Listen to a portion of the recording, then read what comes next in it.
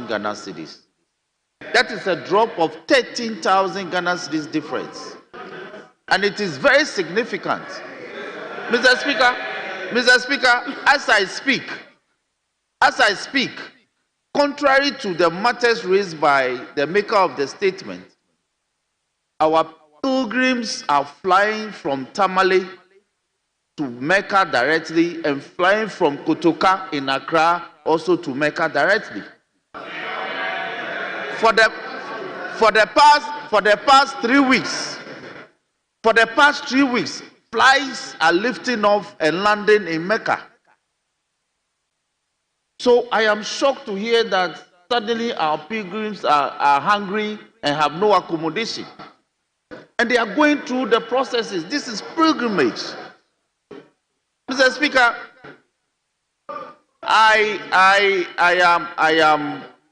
let's be very frank and give credit where it is due.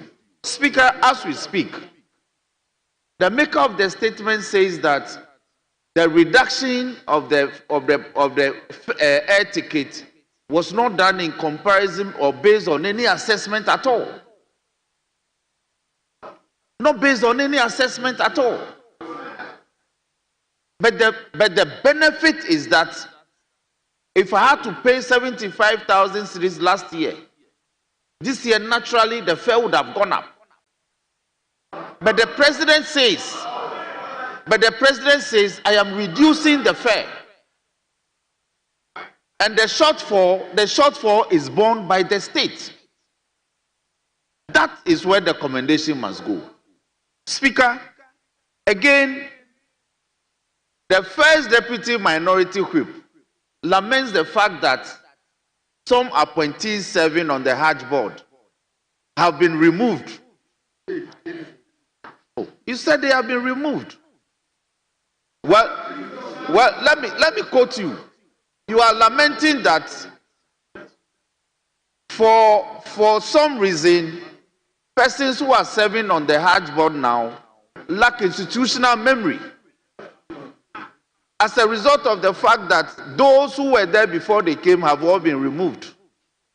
And that you quoted the Constitution to support the fact that there must be fair treatment of all public staff or all persons within the public space. I agree. But if you refer to matters of institutional memory, then we should have had people who were serving on the Hajj board since 2015.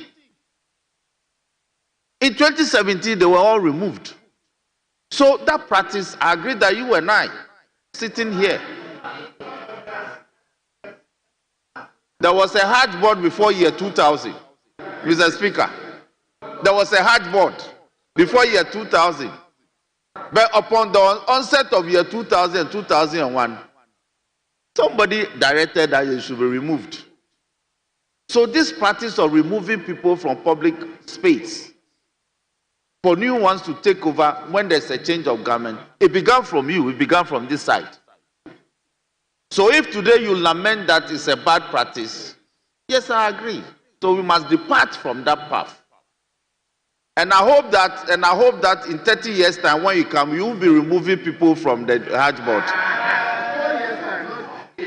Mr. Speaker, I want to commend, contrary to what the maker of the statement is saying, I want to commend our own colleagues, Alhaji Collins Dauda, who is in charge of the preparation so far regarding getting our pilgrims to travel successfully to Mecca and back, ably assisted by the Honorable Member for Mankarigu, the Honorable Mahama Shaibu, to do this. Mr. Speaker, if you visit the Hajj village,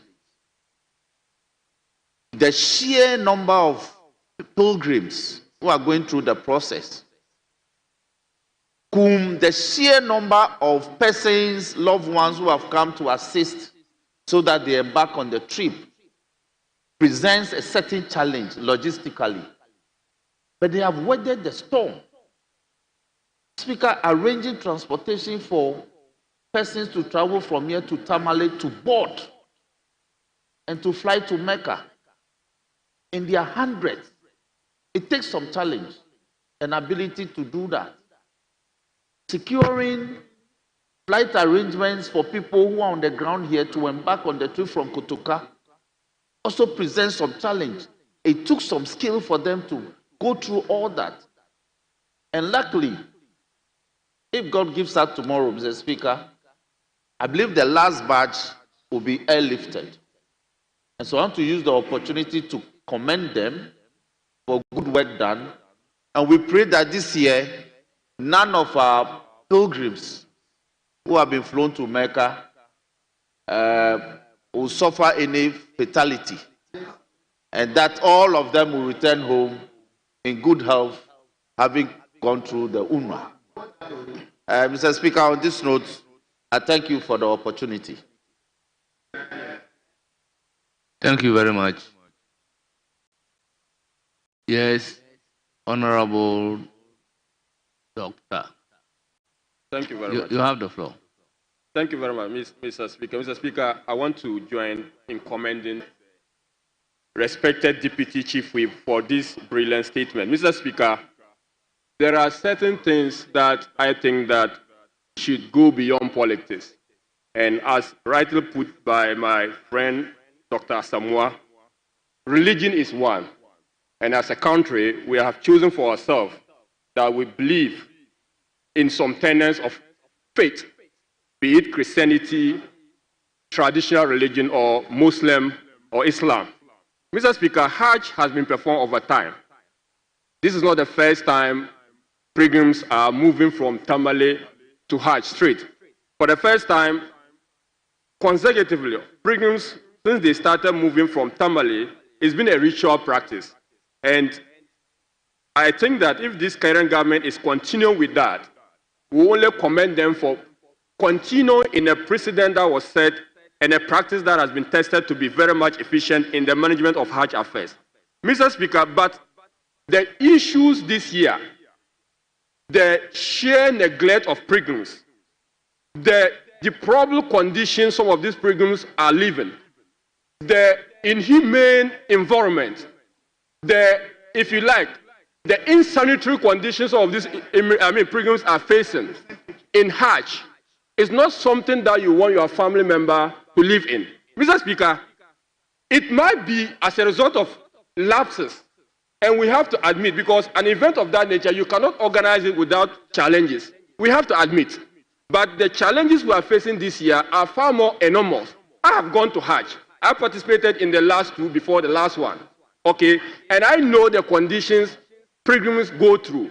And this year, we have to do everything. Mr. Speaker, one of the reasons is that government is intervening in this year Hajj by the subsidy program, the difference between the actual price and what the pilgrims are now paying. And that is why the respected leader of the House, Mr. Dafi Amakpo, is wanting us to praise the government for. Good. If government decides to build cathedral, which is a problem, but a different government decides to subsidize Hajj, and it's okay. It is the matter of government priorities, and we will not want to go into the propriety of that. But the subsidy program is what was holding the Hajj program. But that notwithstanding, Mr. Speaker, that notwithstanding, the subsidy program came in. Many of the people who applied, they didn't get visas. Over 50 people, the Hajj board reported that over 40 people did not get visas. These were people who duly paid for their pilgrims to go to Mecca by no fault of theirs. Due to institutional failure, they could not go and perform a ritual. And you think that we should not talk about this year, Mr. Speaker? It is important we acknowledge the faith of these people. It is important that we first acknowledge it and put in measures so that subsequent programs, subsequent journeys will not be faced with such programs. Lastly, Mr. Speaker, there is this talk about the fact that the NDC government has done something radical different when it comes to the organization of Hajj. Mr. Speaker, the previous government realized the need to facilitate Hajj program, and that's why we commenced the Hajj Village program as part of the airport extension or airport development program. Fortunately, this government came in to inherit that program and commission it. If we had not started this brilliant idea, Mr. Speaker, I'm not sure the government would have seen the need to continue with that. So, Mr. Speaker, let us be mindful that when it comes to Hajj, it is a ritual journey that those who embark on that journey will have to be protected, and their safety, their health, and their welfare must be prioritized by the government, and we should all be seen supporting the statement made by Honorable Idris Habib, the Deputy Minority Chief Whip, for this brilliant statement. Thank you, Mr. Speaker. Deputy Minority Whip, not Minority Chief Whip. Honorable Shaibu. Thank you very much, Mr. Speaker, for the opportunity. Let me comment the maker of the statement for insightfully and initial paragraphs outlined clearly what the issues of Hajj have been. Indeed, he's been on that seat for the last 3 or 4 years. And when you organize in Hajj, the issues and the problems that go with it. Speaker, let me put on record that government has not subsidized Hajj fares. It should be on record that the Hajj task force negotiated competitively this year's Hajj fares from 75,000 Ghana cedis to 62,000 Ghana cedis. That is effective negotiation. And I would want to put that on record. The maker of the statement should be commending the task force for reducing fares by 13,000 Ghana cedis, Mr. Speaker. The second one is that last year, an estimated 3,500 pilgrims, thereabout, were airlifted to Medina and Mecca. This year, Mr. Speaker, we are airlifting 5,910 pilgrims per the available statistics and data. That is a whooping jump. Indeed, as a human institution, you will have challenges. The same accommodation the honorable leader used in the last 2-3 pilgrimages is still what we have used. Indeed, because of the numbers, from 3,500 to 5,910, we have had to add additional accommodation. The issues of sheer neglect by the honorable member for Walwale in sanitary conditions, I think, are just too harsh to comprehend. We have indeed done the very best to manage this year's Hajj. Let me commend the leadership of the current task force. Mr. Speaker, Hajj normally will start with meetings, what we call the Hijra meetings, in the later part of October and November, right into the preceding year. Indeed, Ghana missed out on all the Hijra meetings of last year, up until elections. And so we nearly lost out, Mr. Speaker. Very importantly, Ghana nearly lost out in attending Hajj this year. But for the timely intervention of His Excellency John Dramani Mahama, who hurriedly put together the Hajj task force to manage and get us back onto the 2025 Hajj season. So indeed, there would be issues, but they are being surmounted, Mr. Speaker. As we speak, the last batch of pilgrims, Mr. Speaker, will leave the Kotoka International Airport tomorrow at 2 p.m. And that would have signaled the end of our 14 flight movement from Accra and Tamale to Jeddah and Makkah.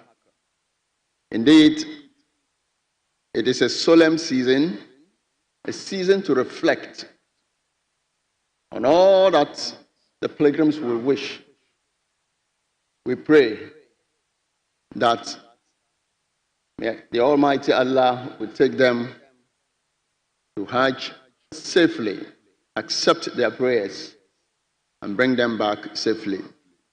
I thank you so very much, Mr. Speaker. And let me comment my brother for raising the issues that are surmountable on the floor. Thank you so much, Mr. Speaker. Thank you very much. Honourable members, we also have a statement standing in the name of Honourable Madam on the need to address. The statement is on flooding in Adenta constituency and the need to address the illegal putting up of structures on waterways. Honourable member, you have the floor. Thank you very much, Mr. Speaker.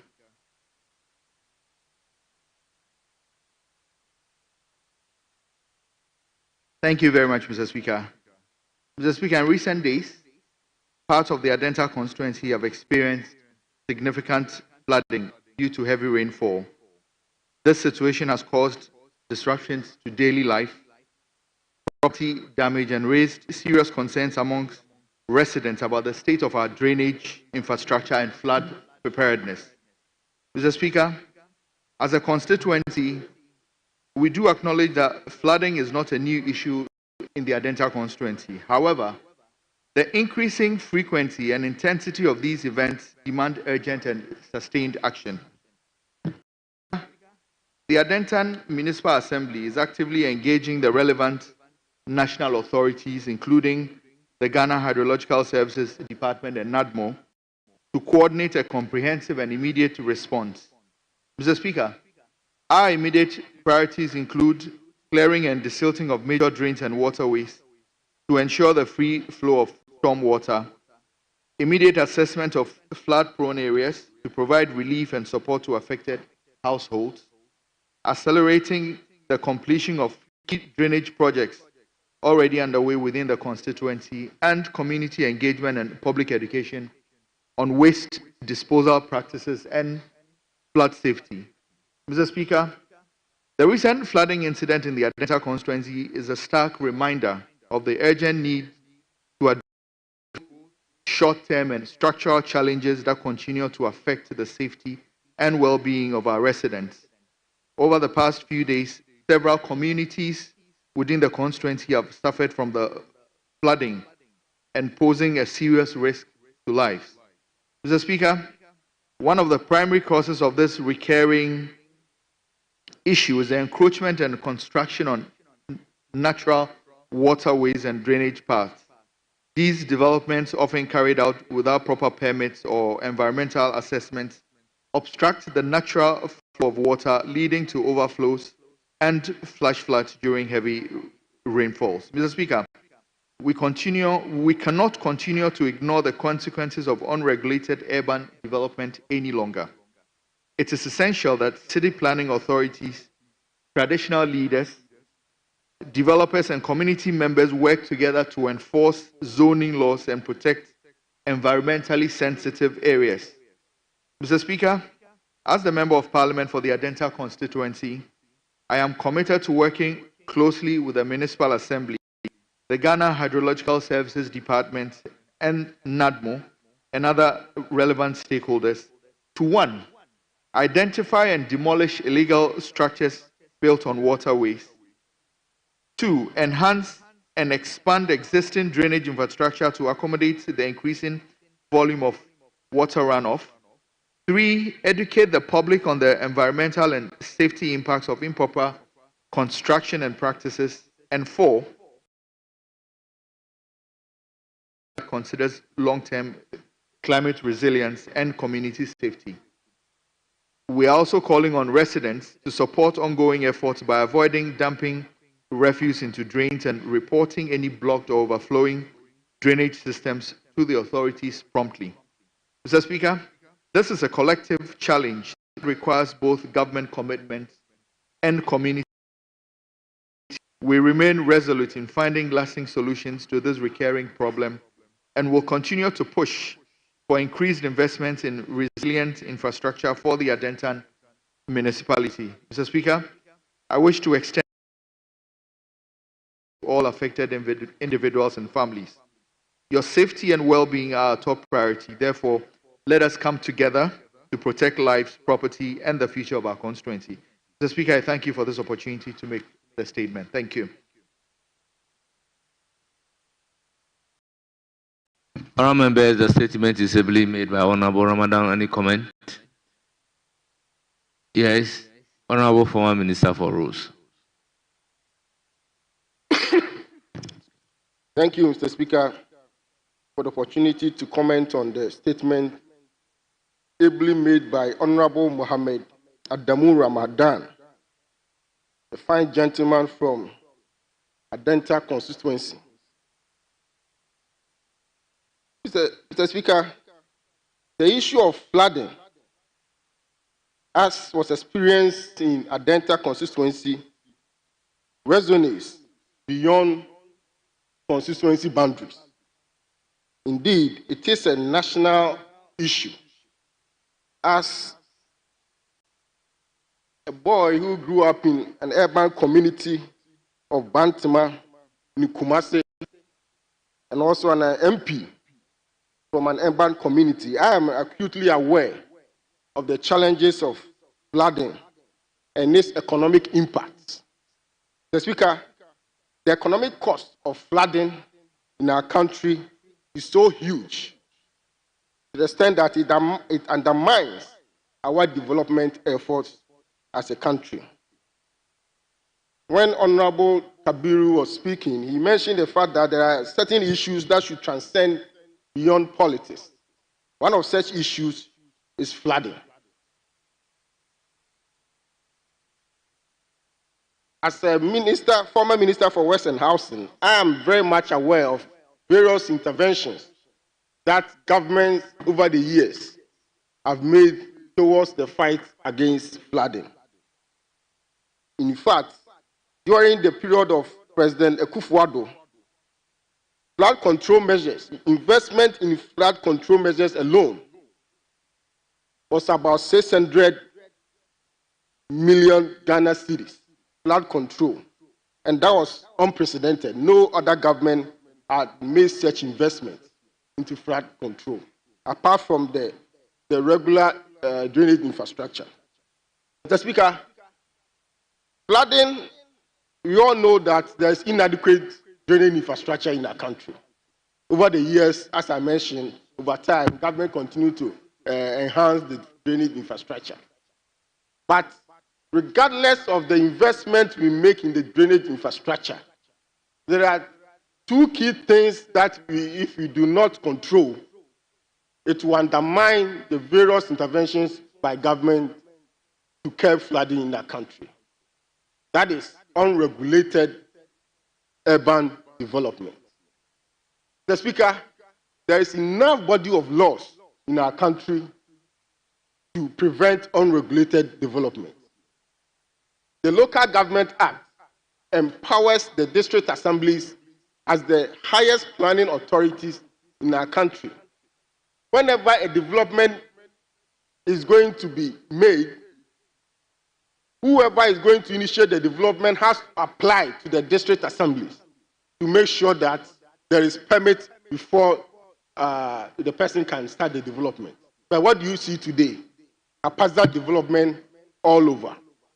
And that is the main reason why we are experiencing these flooding events.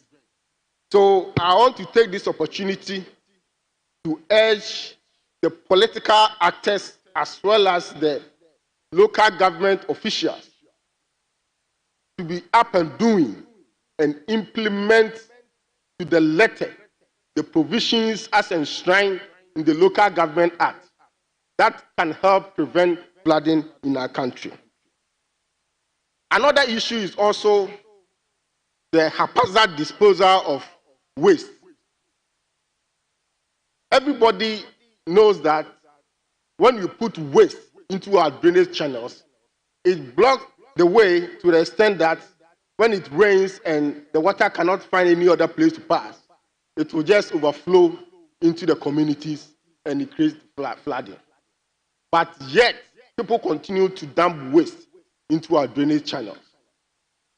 We continue to blame government, we continue to blame the district assemblies. The Speaker, what are we also doing as citizens? I'm urging a community action against this issue of flooding. Because once the community come together and prevent people from building on waterways and prevent people from dumping solid waste into our drainage channels, we will go a long way in addressing this flooding issue. There's power in community action, Mr. Speaker, even more powerful than the power of government. If people come together, they can do a lot to protect our country. So, Mr. Speaker, I want to commend once again Honorable Mohammed Adamu for coming out with measures that can help address the issue of flooding. But there's no better measure than encouraging the citizenry not to sit on the fence, not to behave as spectators, but to behave as active participants, so that when they see that somebody is dumping solid waste into our drainage channels, we can report that to the appropriate authority. When someone is developing on waterways, that we all know that is the reason why these flooding events have been occurring, it will go a long way in addressing this issue of flooding. Otherwise, government will continue to commit funds to build drainage infrastructure, and yet our own actions and inactions will undermine the effort of government. So this should not be politicized at all. We should see this as a national problem, and every Ghanaian must make an effort to take part in an effort to fight flooding in our country. With these few remarks, Mr. Speaker, I want to once again commend Honorable Mohammed Adamu Ramadan for this thoughtful and insightful statement. Thank you, Mr. Speaker. Thank you very much. I now give the floor to Honorable Emmanuel Kwesi Vedra. Thank you, Mr. Speaker. Mr. Speaker, let me commend my brother, the Member of Parliament for Adenta, for drawing the attention and drawing the public's attention to what has happened in Adenta recently. Mr. Speaker, it is true, I live in his constituency. It is true that there was a flooding, and some people, as I speak now, are being housed in some hotels, and we have to pay for those who are being housed in those hotels. Mr. Speaker, we also be told that we've lost 3 lives, 3 precious lives, as a result of this downpour that has, overflowed our drainage. Mr. Speaker, I want to commend him because he has drawn our attention to the fact that the major cause, one of the major causes of this perennial overflooding of our drains is basically people taking the law into their own hands by building houses on waterways. Mr. Speaker, how long can we come to this house and draw the attention of authorities that building houses on waterways is not allowed and is not permitted? Mr. Speaker, you'll be surprised that the owners of this apartment, owners of these houses, were given license or permit to put up houses. Who are those who give permit